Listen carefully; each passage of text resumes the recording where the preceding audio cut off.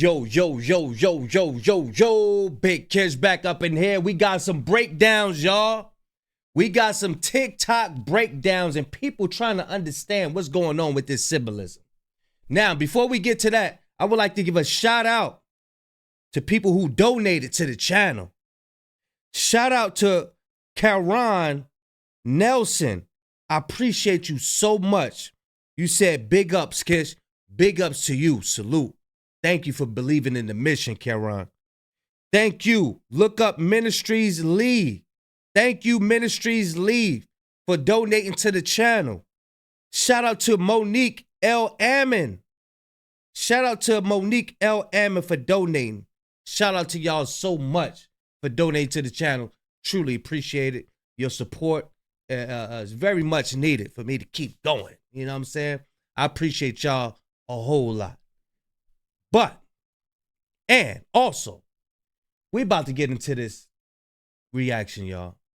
Shout out to React Rewind for making this collage that we about to get into. Hopefully we gain something from it. Y'all know I'm like holding y'all. Without further ado, let's get it. Still trying to unpack how Kendrick Lamar turned a Super Bowl halftime show into protest art. This guest essay in today's New York Times really went a long way towards illuminating it for me. I'm not going to lay out the whole thing. Really, I recommend that you read it.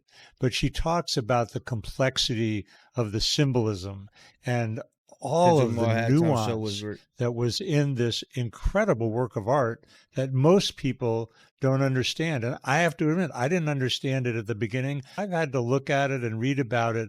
And I really think it's worth contemplating because Kendrick Lamar achieved something that we've never seen before in Super Bowl history. Besides Samuel Jackson's invocation of the great American game, Tiana Clark goes on to talk about how Mr. Jackson reprimanded Mr. Lamar, declaring his performance too loud, too reckless, too ghetto.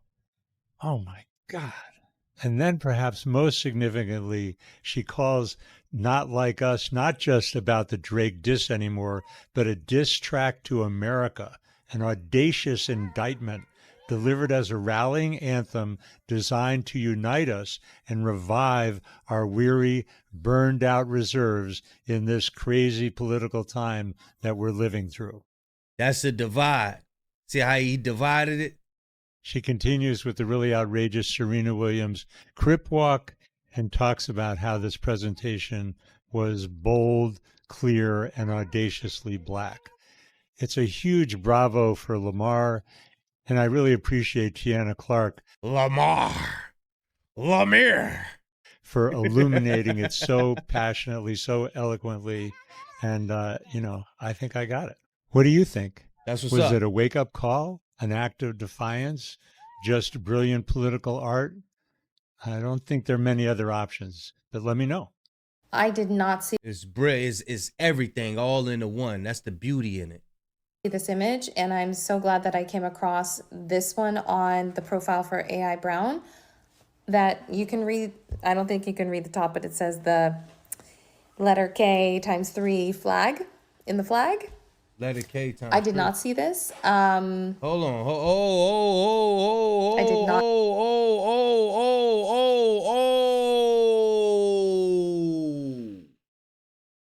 Wow. This is my first time hearing this one. Allow for me to elaborate what the sister is putting down. Wow. First, I'm going to let her rewind. I'm going to rewind it. Watch this. Came across this one on the profile for AI Brown that you can read. I don't think you can read the top, but it says the letter K times 3 flag in the. Wow. Because they had red hoodies too. Flag in the. Wow. So what it's doing, y'all, is they're making the triple K hoodie by doing this. You know what I'm saying? Yeah, they doing the Triple K hoodie by doing that right there. Wow, I ain't catch that. Dang. That's wow, bro. His name is AI Brown, A.I. on Instagram. Wow. That's deep. It looked like, yup. They had red and white hoodies back then. Let's get it. Flag. I did not see this. I did not see this. Yeah, I ain't see it neither. This is crazy. I did not see And that. do you remember the Super Bowl with Shakira and J-Lo?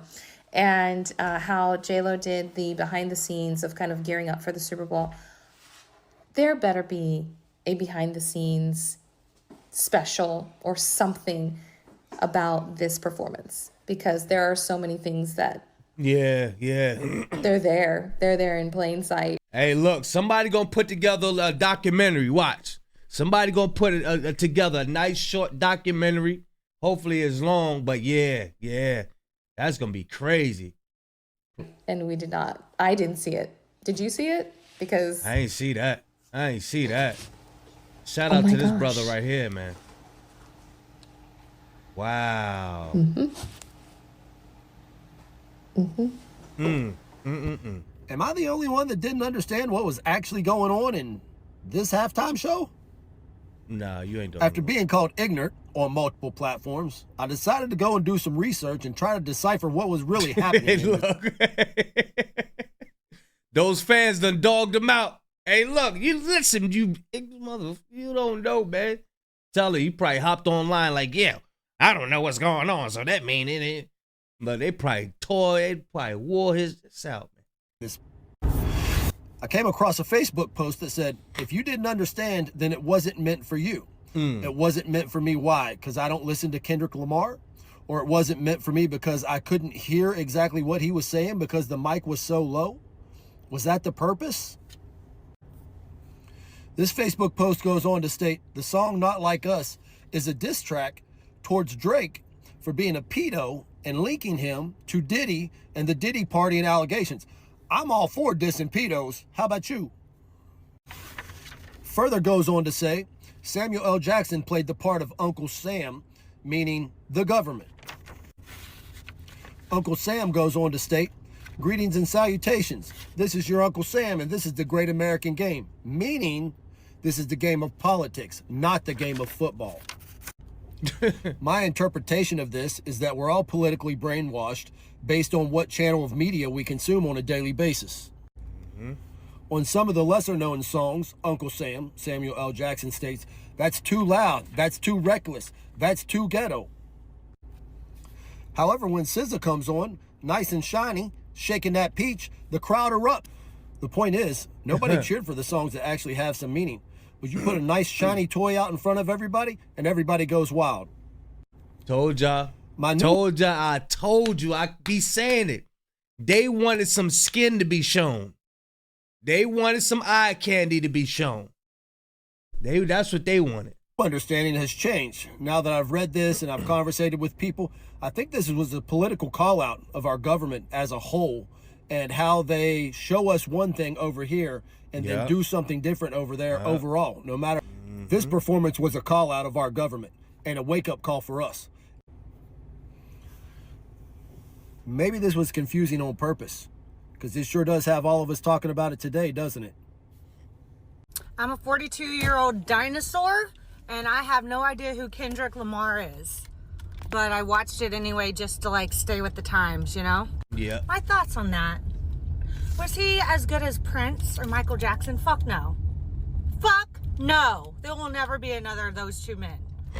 But I did enjoy it. I knew none of his songs. Fucking none. But you know why I enjoyed it? Because it wasn't raunchy. Whitney, you probably want to block out this in the back because that got your phone number and all of that. Yeah.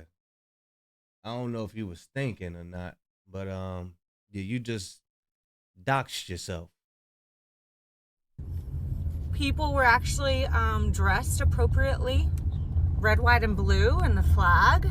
No, I might have not understood every single deep message throughout the whole thing, but I could tell that's what he was trying to do, and I give him props for trying that, for doing that, and for using his performance to, I don't know, put out positive messages. So yeah, it's not like I'm gonna go download his album or a lot of his songs. There was one song I really liked in there that I might download. I can't remember which one it was, but props to him. He converted me to liking what he stands for when I hadn't even known who the fuck he was. And yeah. Look at that. 42-year-old white girl, you know? So Those are the benefits of performing at an NFL Super Bowl halftime show. You gaining so many fans. Now, look at, what about the people who are not on TikTok that do they searches on Kendrick Lamar and they become fans? And what about the people that, you know, she said that she, you know, don't remember a song. What about the people that's going to look up the albums and they fall in love? That's how I got introduced to Kendrick. Somebody told me about him.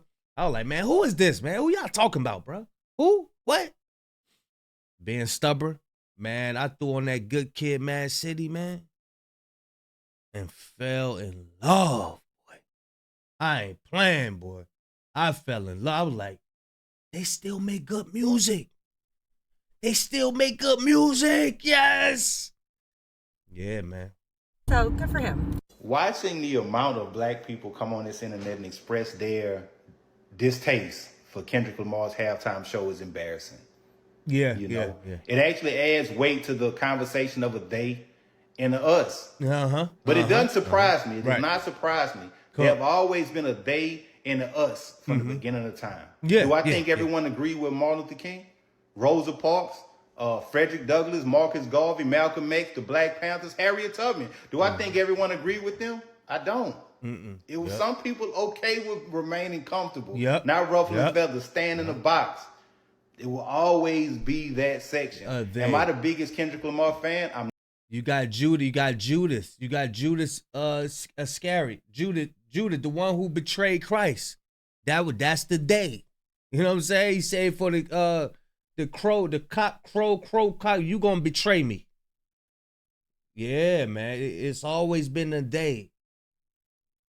With Jacob and Esau, they was brothers. But it was the day. Cain and Abel. You know what I'm saying? It was a day. Cain was the day. Abel was, you know what I'm saying?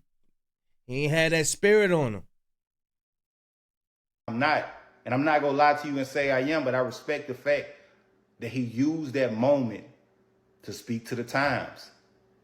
The biggest stage on the planet, the biggest commercial stage on the planet with Trump watching, to express what we going through. Would your favorite artist do that? I doubt it. They'll take their check, take the exposure, get in their main back, ride off into the sunset to their 50-room mansion and not give a fuck about Ground Zero. You know? You know, some people saying, I was bored, I wasn't entertained. Every moment ain't a shake ass moment, man. Every moment is not a laughing matter. You know? Samuel Jackson, the message he put out, like, I understand that it wasn't for everyone, but god damn, man, god damn. I enjoyed it, and I appreciate him for keeping that shit black as fuck. But yeah, man, amazing. Outside of like the SZA collabs, it was super rap. Like, and these are like rap songs. Yeah. Like, he did DNA. You know how hard it is to rap DNA into Euphoria while sprinting down Bro, the like fucking it's field. hard. That's a hard Crazy. song to rap. I've been to the shows, and I've tried to rap along to the shit. It's hard to rap that as like a fan. I can't imagine doing that in a leather jacket on the field under the lights, Getting while from set running. to set, performing for the camera, performing for the audience. It's in the those field, burpees like, he be doing outside. Right, them 6 Right. months. You gotta appreciate the work that he put in. Doing burpees on the damn roof. 6 miles a day conditioning his wind. Breath control. Bro, you gotta salute stuff like that.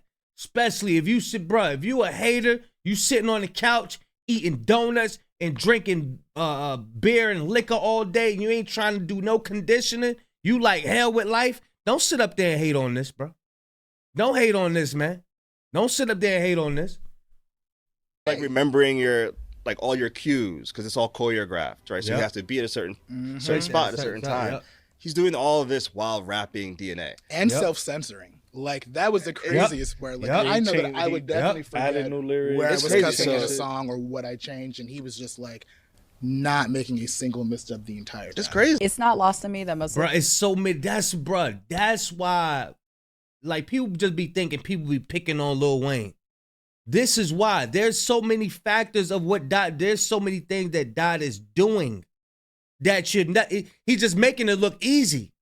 He's making it look easy. Just because he's making it look easy don't mean that that's easy. He's in the studio all the time, just muscle memory of his vocals. Rapping DNA while he's walking, running down the steps, doing the little two-step that he do. You know what I'm saying? There's so many in the factor, and that's why I keep continuing to give him his props, bro, because man, I know what it's like, man, to not be cheered on for what you do, man. I know what it's like to be an amazing person and not nobody acknowledges shit, bro. You know what I'm saying? Like, I know what it's like to be a very unique person. Can't nobody find a person, an individual like you. And here it is, niggas ain't gonna recognize it. Okay, cool. That's why I can never stop giving Dot his props, bro. Ever. The conversation circling around Kendrick's halftime performance is based around rap beef and about Drake, when in reality, that was only such a small little snippet of the entire 13-minute performance. So, since everyone is lost, dazed, and confused, let's break it down together. You have Uncle Sam guiding Kendrick throughout the entire performance, telling him to act accordingly and play the great American game on a set very similar to a PlayStation controller. Kendrick says the revolution will be televised, a play on Gil Scott-Heron's 1971 poem, then tells people be ready to squabble up. The revolution will not be televised, will not be televised, will not be televised. Uncle Sam sees this and says, this is too loud, too reckless, and too ghetto. Act like you know how to play the game, Kendrick. The next song tells people to be humble and sit down while creating the American flag just as it was in history by Black people, with Kendrick standing between it, showing the division of this country, but the division of where we are as a society overall. As Kendrick continues to defy Uncle Sam by playing the game by his rules, playing songs such as DNA and Man in the Garden, even though the warning wrong way sign does pop up in the crowd, Uncle Sam is fed up. He says, since you want to come and bring your homeboys with you, which is the culture's ultimate cheat code, Scorekeeper, deduct one life. Which is basically saying you must conform or behave to my standards or else. After teasing Not Like Us, SZA comes out and they perform calmer, slower, melodic, and palatable music, which pleases Uncle Sam because yes, this is exactly what America wants and is instantly Told y'all, they want them feathers. Look at those feathers on her hip. They want feathers. They want glitter. They want lights.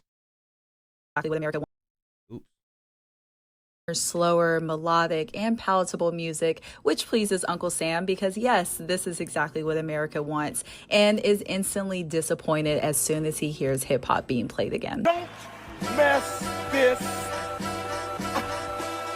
Not Like Us plays and we see Serena Williams walking on screen, which is the exact same dance that she did when she won one of her tennis matches at Wimbledon and was ridiculed for it in the media. And also, she's from Compton. Of course, I have to mention the chain. Everyone is saying it's a lower A for A minor, but really, I think it's just a lowercase a for the brand PG Lang. The performance ends with TV Off being the last song, and the words game over are seen in the crowd, which, yes, could be a nod to the beef, but more so, I think it's a message about, having the strength to resist against playing Uncle Sam's game and doing all this on the biggest stage in the world, especially in front of Trump. The fact that most of the headlines are about him performing Not Like Us kind of proves the point, if you ask me. Like, y'all don't want to hear what he has to say. Y'all just want to dance. Yeah. Big as the what? That's why the party must die. You know what I'm saying? Drake trying to keep the party going. Nah, it's gotta die. It's gotta go. Big as the what? That's right, ladies and gentlemen, the quote-unquote worst halftime show ever. The worst performance ever chosen for a Super Bowl halftime show is also somehow, simultaneously, the most watched halftime show ever. This guy, right here, Kendrick Lamar, beats out the long-standing record held by Michael Jackson. Now, Michael Jackson's Super Bowl performance is definitely one of my all-time favorites, all right? And I would also agree that this one from Sunday will be up there. You talk about the timing, the impact, the messaging, the symbolism, the fact that people are still, right now, 2 days after the Super Bowl, watching that performance again in order to learn more about what was being said. This will, without a doubt, be considered one of, if not the greatest performance the Super Bowl has ever seen. It's not hyperbole, all right? And I understand that there are people who don't like Kendrick Lamar. I understand you're upset about what he did to Drake. You're upset about him making a socio-political piece of art in the middle of the Super Bowl. But these numbers right here say, plain and simple, that you cannot deny the fact that you watched, okay? You watched it, and not only did you watch it, but you allowed for it to be in every single home in the country. As much as people try to ignore it, you can't ignore it, because why? You have a subconscious that's going to pick it up regardless. You can't control what your subconscious do. Your subconscious is going to pick it up. Your subconscious notice things in your peripheral vision that you don't even, you know what I'm saying, acknowledge. So, and you got your surrounding people talking about it all day. Eventually, you're going to be like, all right, okay, what the hell is everybody talking about? You know what I'm saying? You can't ignore this, man. I don't care how much you try to ignore it. This is what the people listening to right now. Every single home in the world. And while you guys on the conservative right were sitting back trying to figure out who you could write a letter to or call or ask about, you know, this type of performance never happening again, the NFL was counting up them checks.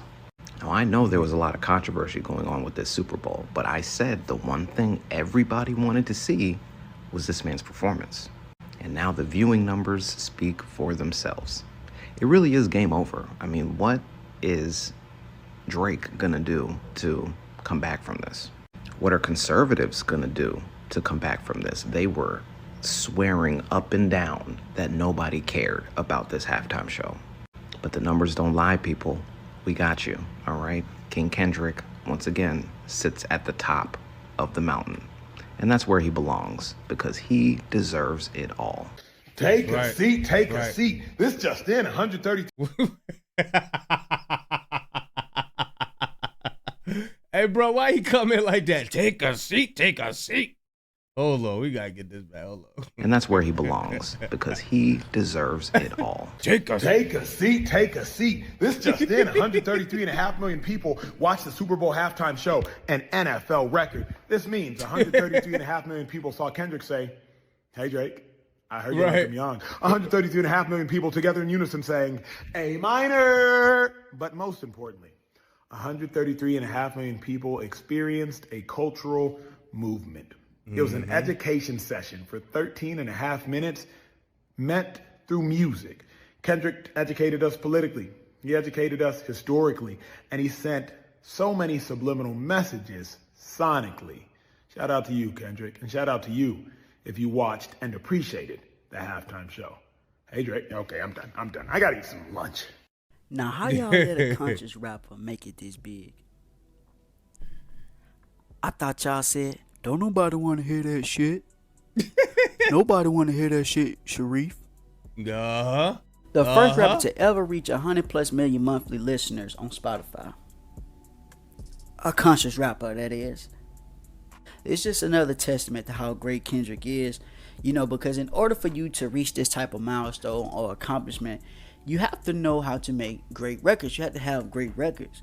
Right, this is bigger than a past being a conscious rapper or a rapper who only rap about messages and stuff like that and deep stuff.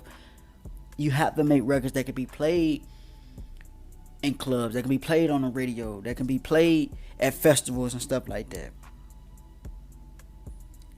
Crazy. Like, bro is a glitch in the matrix. Like, how do you make this happen? Like, this is rare. This is very rare. Very rare. And that was one of the cases people was trying to make against Kendrick. Like, oh, he can't make these type of records, or, he's not as, like, we all knew that was cap in the first place. But it's cool seeing these accomplishments. Although real Kendrick fans, we really don't give a damn about that. He our GOAT regardless. But just seeing this type of stuff, it's good. It's good to see on a resume, man. So we're about to get... It's refreshing. Very refreshing. And we can't let these people try to take this moment away from us. They are so used to us going years and years without a refreshing, positive moment. They are used to seeing us go through moments of negativity. Our moments is always, oh, somebody just got deleted out in the street. This is a moment for them.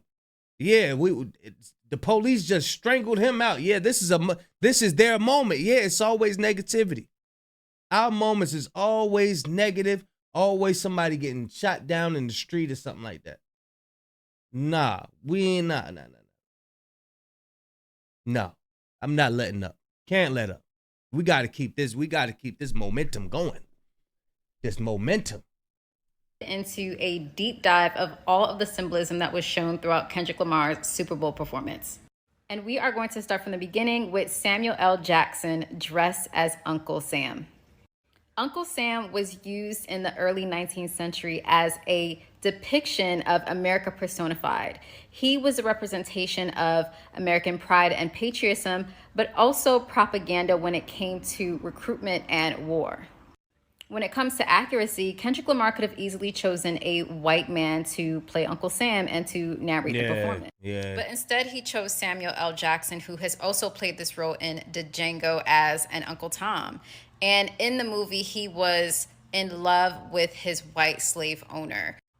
And Uncle Toms within culture, especially Black culture, are Black men who are not only obedient, but also uphold white supremacy. And so we see perfect examples of that through Kanye West, Snoop Dogg, Nelly. And so going back to Samuel. Hey, she called him out, boy. She called him out, man. L. Jackson here, a Black man dressed in all American gear, I think is a clear depiction of they're not like us. It doesn't matter what your skin tone is. And then also going to Welcome to the Great American Game is a double entendre because we're obviously watching the Super Bowl, but he's talking about the game that is America and being Black in America. And so to start his performance, Kendrick is standing on top of a 1987 Buick, a Grand National GNX, which is also his album name, GNX. And not only that, this is also clear representation of his upbringing in Compton, but also the car culture in Compton as well. He starts his performance off with a freestyle where he talks about no hugs and no handshakes because he's not playing nice, and that you wouldn't get the picture if he sat you for hours at the Louvre. I think that represents the political climate that we're in now, whereas there's no... So the Louvre, it's the Louvre. I was under the assumption that it was the Loop. If I set you for hours in front of the Louvre is a picture somewhere. I heard Screwface say it. The Louvre is somewhere, I think France or something like that. Somewhere. But yeah, I heard Screwface say it, and but I heard somebody else say, if I sit you for hours in front of the loop, like the loop, like if you know what I'm saying, you constantly going around in the loop, the game of life or whatever. But I don't know. No time or no room for niceties right now. Either you get it or you don't. At the end of his freestyle, Kendrick Lamar says, the revolution is about to be televised. You picked the right time, but the wrong guy. Which is a play off of Jill Scott Heron's The Revolution Will Not Be Televised song, which was a critique on the American media saying that they only focused on propaganda, consumerism, and entertainment. But in order for real change... And that's another thing Charleston White, he misspoke on. He thought Kendrick Lamar said the revolution ain't gonna be televised. He be running his mouth, don't even know what he's talking about. He was like, yeah, nobody was able to foresee the phone and what. No, Dot said the revolution about to be televised. You picked the right time but the wrong guy. People had to step out of their homes for liberation, for protest, and for freedom. You had to be actively involved in order to fight for justice. So with Kendrick saying the revolution will be televised, you chose the right time but the wrong guy, is him saying that you chose the perfect person for this performance. The timing couldn't be more perfect. Kendrick then performed Squabble Up, and before he could even finish, Samuel L. Jackson comes in and says, no, no, no, too loud, too reckless, too ghetto. Kendrick Lamar, do you really know how to play the game? Then tighten up. And this is clear conditioning within white supremacy and America, which is that Black people should be docile, Black people should be quiet, Black people should be grateful for scraps. And playing the game goes back to being obedient. Kendrick Lamar then performs Humble, Be Humble, Sit Down, with his dancers dressed as the American flag and a division between the flag that represents a clear division within America. We've barely scratched the surface and this video is getting long, so follow for part 2. Yeah, she cooked. She cooked. No, we're not playing no damn Joe Buttons. No, sir. We learned that lesson. We done learned off you, Playboy. You got way too many sponsors and shit. Nuh-uh. No, sir. Y'all let me know what y'all think of the video. Was they cooking or not? I liked it that. They was cooking. They was definitely cooking. I like the one where she had brought out that, you know, that was the Triple K when they put their hands up on top of the white in outfits or whatever. But yeah, y'all let me know what y'all think. The boy look good. No, sir. Nah, playing music and everything. Hell no. Big Kish signing out. I'm gone, y'all.